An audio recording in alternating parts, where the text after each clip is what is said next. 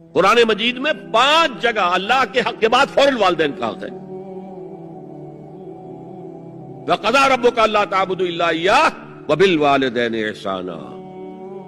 تیرے رب نے فیصلہ کر دیا ہے کہ اس کے سوا کسی کی بندگی نہیں کرو گے اور والدین کے ساتھ نیک سلوک کرو گے. اللہ کے حکم کے بعد، اللہ کے حق کے بعد والدین کا حق ہے. سورہ لقمان میں انشکر لی ولوالدیک، شکر ادا کرو میرا بھی اور اپنے والدین کا بھی. اور سورہ بنی اسرائیل میں تو کیا تفصیل آئی ہے.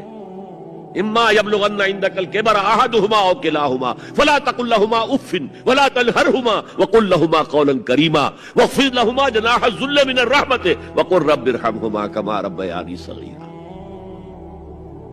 اگر تمہارے والدین میں سے ایک یا دونوں تمہارے پاس بڑھاپے کی عمر کو پہنچ ہی جائیں، انہیں کبھی اف تک نہ کہنا، دل نہ توڑنا ان کا.